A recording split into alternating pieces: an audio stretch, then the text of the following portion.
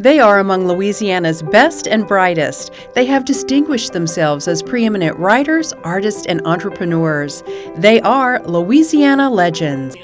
Hey Beth, welcome to Canes. Thank you. Happy holidays. Happy holiday. Welcome to Canes National Headquarters. It's great. Isn't Wow. it fun? I like the disco balls. That's an original location. We had that one disco ball, so now we carry it not only to other restaurants, but also and also to all the other offices we have as well. Today we're visiting with Todd Graves, founder and CEO of Raising Cane's Restaurants and a 2019 Louisiana legend. From helping his mom cook in their family kitchen to having his own lemonade stand, Todd has always appreciated good food and business matters. Todd Graves is passionate. I think he's passionate about his family, his life, experiencing all that life can be. Todd reminds me all the time how fortunate we are, how fortunate he is. He tells me all the time that's the kind of humble person he is. From the moment he was born, he never walked, he ran. So I was constantly chasing him. And I think he has that energy even today.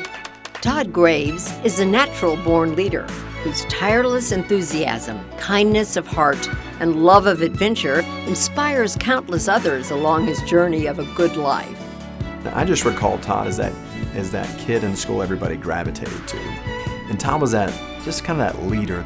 From the athletic kid to the academic kid, we were all buddies and we all kind of hung out, and Todd was kind of that glue that kept us all together. And he's kind of a naturally gifted athlete, probably the best athlete in our class, and academically really strong too. It was during his college years that Graves dreamed of owning a restaurant, one that served the highest quality chicken finger meals and nothing else. He developed a business plan and presented it to any banker that would see him. They all said it will never work. I mean, every single person told him no.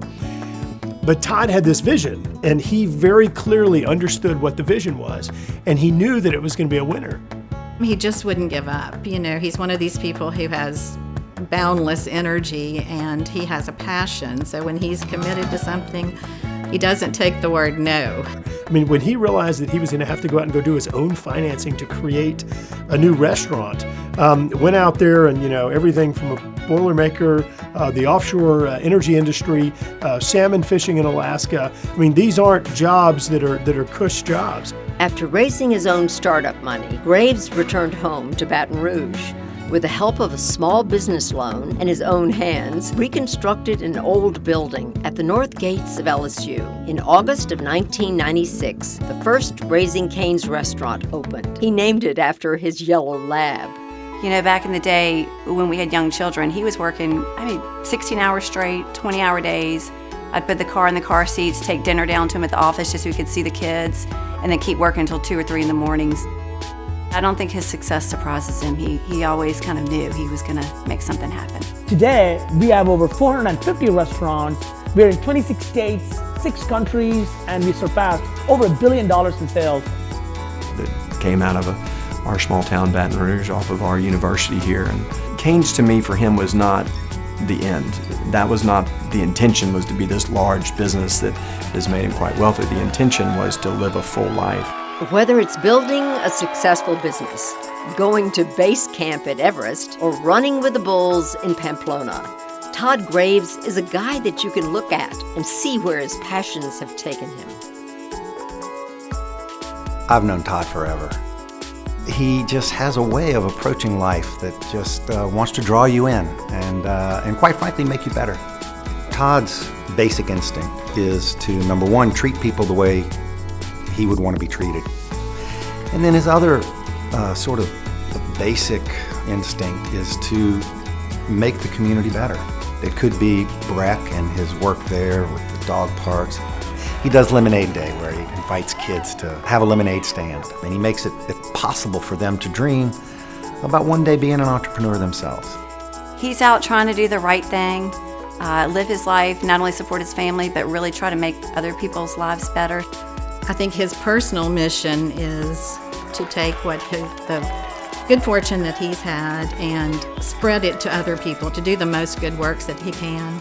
He's a very devoted family man. That makes me very happy. He's very devoted to his wife and children. He's a good dad, he's a good husband, he's a good son. But he's my heart. I'd just like to say congratulations, Todd, and hey, brother, one love. Woof, woof. Hello, I'm Beth Courtney, president of Louisiana Public Broadcasting, and it's so much fun to be here in the headquarters of Raising Cane's with the CEO himself, Todd Graves. And Todd, thanks for having us. Oh, thanks for being here. You forgot fry cook and cashier as well. That's right. You always have to add that to everything you do. You know, I was coming in here and thinking the headquarters of this huge company.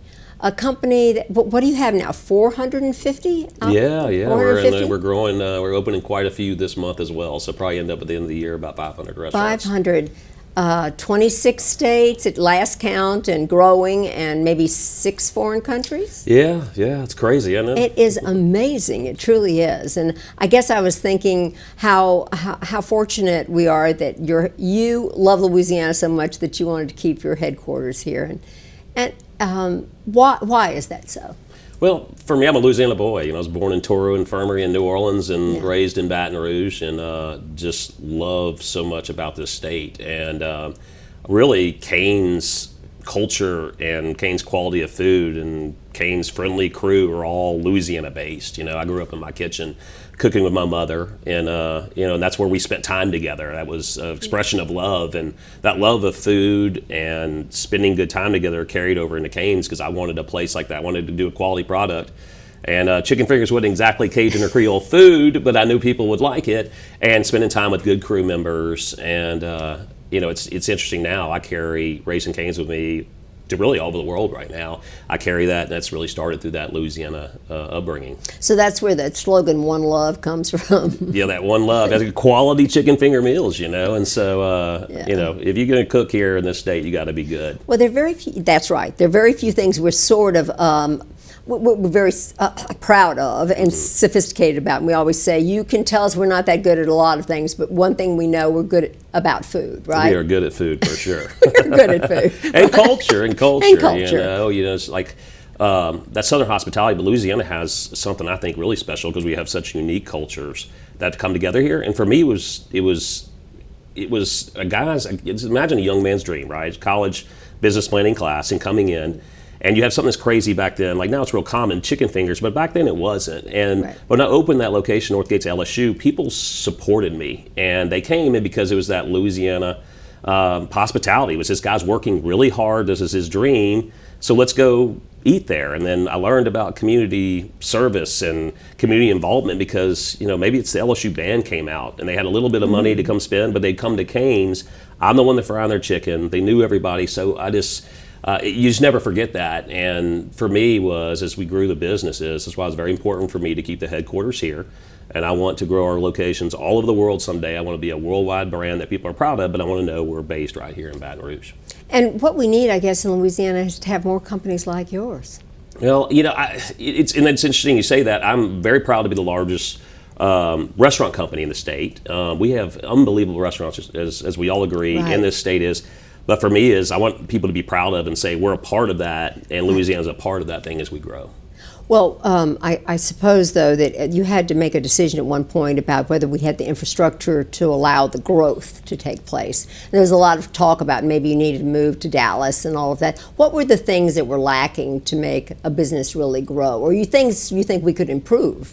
Well, so for me, what I had trouble was recruiting people, and so industry talented people to come to Louisiana. Not because they didn't like it. They came down, they loved Baton Rouge. I'd take them to New Orleans, saw good schools, saw a lot of fun.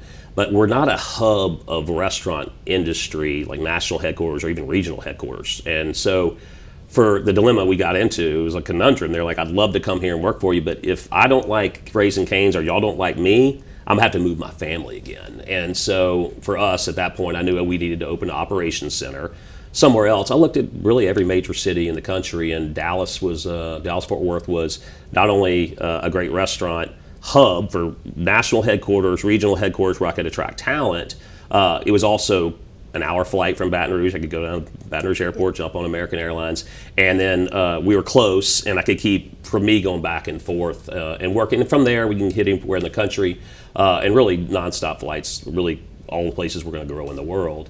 So that was important, but it was important for me also to keep the headquarters here. It's where I work out of this office, and it's where Kane the dog is.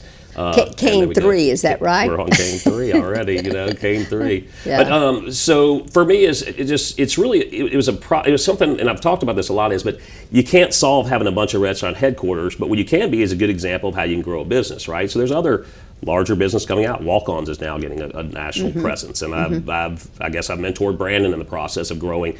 Once that becomes more, you become a hub and you become a place that can attract talent that are fine living in your cities. Like Dallas, we've had people come and they've moved in different parts of the country. If they haven't worked out with us or they didn't want to continue to work with us, they went and worked at other headquarters. So that makes sense. Like if Kane's was an industrial contracting company, I wouldn't have to go anywhere to get anybody, right? I just could go look. We have 5 or 6 major national companies, and you could have talent that kind of goes around. But anyway, that's why I made the decision, and it paid off, and it helped us to be a larger Louisiana company.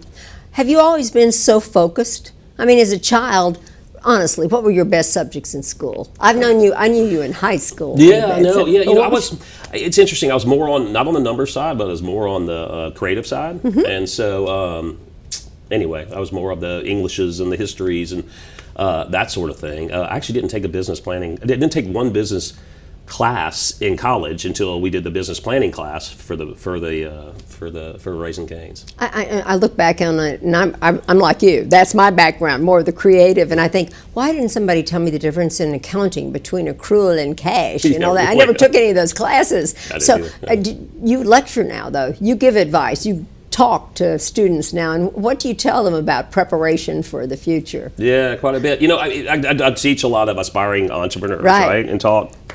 First thing I always tell them is you have to have a great concept, right? But concepts can be copied. You have to have a great culture that goes with it. But before you go start on this venture I want you to think how hard it's going to be and then multiply that by infinity. And they're like, what? And it's like, I'm not saying that to discourage you, but it's so hard to get that business started. And if you're prepared for that and you're willing to do it, you'll go through and you'll make it happen. Most entrepreneurs have great ideas. Most of them end up stopping before it happens. Yeah, because they don't really, I see young people now thinking, oh, this will come easily, or I just imagine it. Or if it's virtually, thus, it will work. But it takes a lot of hard work. Right, that's what you're saying, and you had to raise your own money, right? I'm so impressed with that. Talk to us about, did you work offshore or at the refinery? I did 2 things. When I realized I had to raise my own money for it, I worked as a boiler maker in refineries, actually several places, Los Angeles, Hawaii, Denver. Oh, too bad. Yeah, I wish I just could have actually had some time off. I actually worked nights in Hawaii. It was fun. Oh. I'd work nights, watch the sun come off, we'd get off, and I'd drive to the North Shore and watch the guys surf pipeline before I went back and slept my day away before I had to work again at night. But it's fun having restaurants in the cities now, and I can say, hey, that's the refinery I worked at. But anyway, if you worked as a boiler maker doing turnaround shift work, you can make a bunch of money in a short period of time. And by fate, I met a guy named Wild Bill Tolar, another boiler maker, who said, if you really want to make some money and you can do what I do, go to work the commercial fishing in Alaska. And told me where to go and to go up there. I caught a plane to Anchorage and hitchhiked to King Salmon, Alaska, and hit Naknek, and the rest is history. Made enough money to start the business. But there's so many times. Was that hard work working on those boats? Oh, God. You couldn't even. You can't imagine. During the peak of the season, which is about 2 weeks, you work about 20-hour days. Yeah. And the 4 hours of sleep you get, it's like a nap here and a nap there, because they're just highly motivated to catch a bunch of salmon. It's when the salmon are rushing from the ocean to go up the rivers. So you didn't decide to do a fish restaurant instead of a chicken restaurant? No, I was doing all that fish to open chicken restaurant. No, I don't think so. So how much did you have to raise to start your very first? What I ended up doing, I ended up raising, and with my own money, a small group of investors, I ended up raising $90,000. And then I got a $50,000 SBA loan because I had $90,000 of equity. So, it was really a lot of just reserve cash to go. But able to get that here locally by Source Capital and back then, and that was why the SBA programs are so important. If they didn't have a government-backed program, they wouldn't have lent me that money. So, what's the advice you give young people who who don't really know a path to go? What are some key things, 3 things you maybe tell them? Yeah, so for me, you know, when I knew I wanted to do something big, and I knew I wanted to do something special, but I didn't know what it was going to be, right? And so I like the creative side. I wanted to write for television and film. I had the entrepreneurial side. I was a kid, the original lemonade stand. Right. And I worked in restaurants, and so I said, well, what is it I'm going to hone down and do is, and I honed down on that restaurant, right? And so I was like, well, I know I like this, I'm good at it, and I'm willing to work hard and make it a success. And then from there is, once you really explore the things that you're good at, that you think you'd be happy at, because if you find something you're passionate about, you never work in life, you know? Yeah. And you know that Yes. every day. Yeah. It doesn't mean it's not hard, but it means it's not a career, it's not a job, it's your passion. Yeah. And so finding what you're already good at, but then you have to have a good concept. And so for me at that point, chicken fingers were becoming very popular. So people were having that, and I could see that trend happening. So I picked a good concept, and I was working hard to make it happen. Mm-hmm. Well, one of the things you also are famous for, Todd, I have to say, is knowing a work-life balance. You like to have a good time. Absolutely. I have observed that myself personally. And do you think that's important? Oh, I do. Yeah, absolutely. You know, and if you tie that into your whole being, you know, and so, I mean, I work hard and play hard, and that's just something I do. And I think I've given myself a lot of miles doing that over time, but it's made me have a good time, and it's also kept me sane. Same thing with my family. You know, I go from one thing to make sure I go home and, you know, and spend plenty of time with them so I don't have these regrets, right? Now, maybe it's this evening, I might go home and have dinner with everybody, but then I might jump back on the computer at 9 o'clock at night once they're doing homework and doing things like that. So I think wherever you are, you should be there, you know, and that means you're working. It means if you're with friends, family, or having fun, do it just as Well, what do you passionately. do for fun? Do you like to ski, or do you no?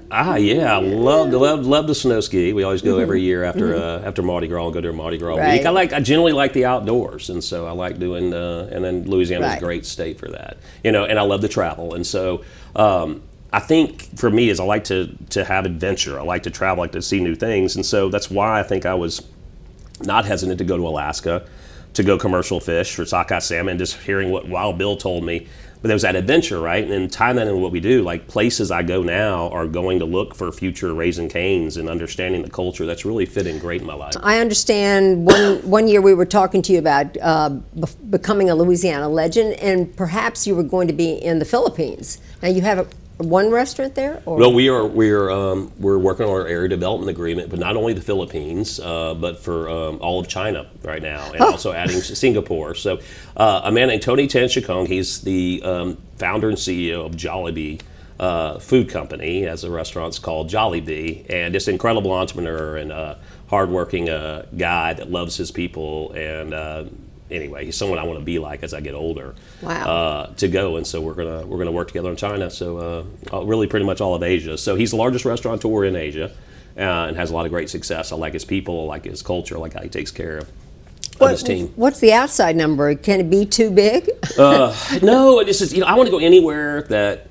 Well, one, financially, you have to have a business that cash flows, obviously, to stay open. But I want to go everywhere we can to where we're bringing great people to share my dream. That's what's fun. You go into these new communities and seeing people. Like I fly to the Middle East and I have my cane shirt on. It's great people going, one love, and you're Todd, and we love your business, and your business gives back here.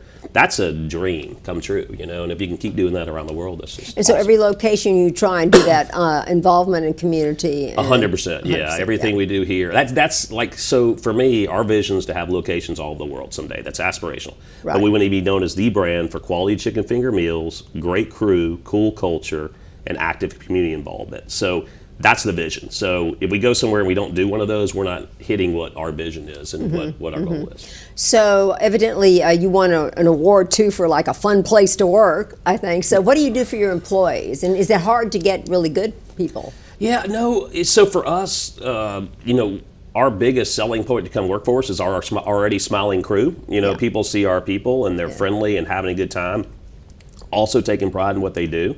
So people see that, so we always attract great people. You know, we go back to my title, founder, chairman, CEO, Fry cook, cashier. I've created a focus around that fry cook cashier. There's people working in our drive-thrus right now taking care of our customer. So I focus the business on making their job easier, more fulfilling. So it's not just the job's easier, the job's fun. We take pride. Here's the great things we're doing. So when you focus that and you pick leaders of those restaurants, you recruit them and you orientate them, you train them to think the same way you do and understand why that's important. Is you have a bunch of people that care about their folks at all their restaurants. So I was ranked the number 28 CEO in the country by Glassdoor by our crew members. It's incredible, right? But I have over 20,000 crew members. I don't see these folks on a regular basis. It's the leaders in all those restaurants, those men and women that are in those restaurants that believe in my vision, that take that. So because they're great leaders, they think, my crew thinks I'm a great leader, right? And so it's just, it's really cool. Shared. So, and top 100 places to work since we started being measured in that. We made that every year Right. in any industry in the country. So, looking forward 10 years from now, what do you see? What do you see, Todd, for you? By the grace of God, I will be able to do what I'm doing now. Grow the business and keep bringing great people into sharing my dream, having a great place for people to work, giving back to the community, us doing well. That's what I hope will happen. We'll just keep going and doing what we're doing. Well, I have to tell you, you were king of the Washington Mardi Gras. I can't believe it's been 2 years ago, and that was the most fabulous celebration I've ever been to. Was that fun? Oh, being king was awesome. So I'm like a Louisiana boy, like being a Louisiana legend is just so awesome to me. Getting picked to be the DC king and represent Louisiana was just awesome. So Garrett Graves, it was his year. He and I have been friends since we've been kids. And you're not related. Not related, isn't it crazy? We kind of look alike too, Yeah, so we always get yeah. confused. And but no, he said, let's do it right. I said, well, I appreciate it, and I'm going to make this a year to remember for Louisiana. All the congressmen coming in from around the country and stuff. We just had a blast. Everyone sort of said, well, I don't want to ever do it. I don't want to be in charge of this after this one was so fabulous. I think the last moment when you were crowned with the beautiful young Riley yes. girl who was Anna's the so queen. great. Yeah, she is so cute. And you held up Kane 3, the puppy. It was an iconic picture, if you will. And did that feel like just a very special moment? It really was, and to be able to like announce her, because no one knew it was the 3. And I mean, it took a little while. Each dog, you have pets, it takes a little while to get over. And so at the right time was around then. We started looking for another puppy, and then there's actually Gwen, my wife's idea. Yeah. She was like, "You ought to do it there." I said, "That's a perfect place to announce for Louisiana. Here's our new dog." That is so wonderful. Well, so Louisiana Legends, that night, there were a lot of different people with you. Was that good for you? Yeah, it's it's I tell you, when you get asked to be considered a Louisiana legend, you're like, you get taken aback by that, right? You're like, I don't know, the legend, I'm not, hopefully someday I would be, but it's a real honor, and it's something fun, and I think it's also gave me a lot of pride because people know it's a really nice recognition, and so the emails I got after we were announced and the calls I got, and just felt really good. They were like, "You deserve it. We're proud of you," and that's a good feeling. Was it interesting to meet some of the others who are in different fields because they're totally different fields? Yes, from poetry to yeah. I mean, and just like over. Newton Thomas, what he does for charity and things like I got to learn more things that night. You know what I mean? It's really cool to be in that class too. I chatted with Rebecca, who does all those fabulous pillows and everything, and what a wonderful story. A business person who can do things in St. Joe, Louisiana, population about 400. I know, and the creativity behind that's like something you'd find somewhere else in the world, right? Right here in Louisiana. Do you think we as Louisianians sometime are sort of not proud enough of ourselves? We seem to have sort of we're not very good attitude. Yeah, I think what is that? So I'm kind of the exact opposite. It's like carry Louisiana with me, and so I think people get behind these rankings and they think about the negative side of things and think we're not as sophisticated is the wrong word, but progressive as we are. I'm kind of the opposite way because I take Louisiana with me and everywhere I go with Canes, and so this was the place that made me successful and instilled so many things. So I'm just kind of the opposite, talking positively about my experience here and what it's done to help build me and then build the country. That's why I think I just want to give so much back to Louisiana and here. I think we are hitting a time for our state though where we're getting more progressive thinking, and so I'm not an expert on a lot of things, but I do know business and entrepreneurship, and especially the restaurants. And if you just look at what's going on in Baton Rouge and New Orleans, just from the food and beverage scene, we're having more new ideas, new entrepreneurs than I've seen. I've seen more the last couple of years than I've seen the last decade. And so there's a movement going on. when those things start to happen and you start keeping your graduates, right? We have some incredible universities here. Things will change. Do you ever, I know Nichols has a culinary institute down there, Yeah. and I great think there's program. some other programs like that that can maybe help feed into that whole business. Absolutely, and New Orleans restaurants and organizations have it from the chef side, the management side, to everything else. And so from that end, I'm seeing a lot of different creative thinking and different things that are happening everywhere. And so I do think that will keep graduates here if you have more interesting places to go and younger things. That's why I got involved with like something as simple as a dog park. But when we did the dog park 10 years ago, 11 years ago, that was a new thing for here. But I was like, that's a good place to put our money. Because people want that, and they want a different experience, and plus, obviously, I'm a dog lover. And well, we love the fact that you've underwritten some of our kids' programs. Of course, Martha speaks about the dog. This book was wonderful, but we thank you because I think early education is so important, and I know you share that. Yeah, I've been real proud to be a part of that, and so with me, with having 2 young children growing up, and now I got one of them about to go to college. It goes by so quickly, but we watched LPB with them, and it was good, wholesome, nice things that I thought were great for my kids to watch. Well, you watch that stuff with your children, right? Yeah. So back then it was the Wiggles and and all kind of shows, and Clifford the dog and all those things. Yes. And I could tell you every episode because I watched them. You watched all of them. But then I was like, I want to be a part of this. This is a good way for us to get back, help LPB doing quality programming, especially from the children's side. Well, Todd, we congratulate you being a legend, and thank you so much for visiting and showing me around here. It looks like a fun place to work. Absolutely. Thank you so much. And thank you all for joining us for this conversation. And you may find out more information if you go to lpb.org/legends. Good evening. Since 1923, Roy O'Martin, a Louisiana-based wood products company, has followed the K-12 public education. The lottery is giving Louisiana a reason to smile.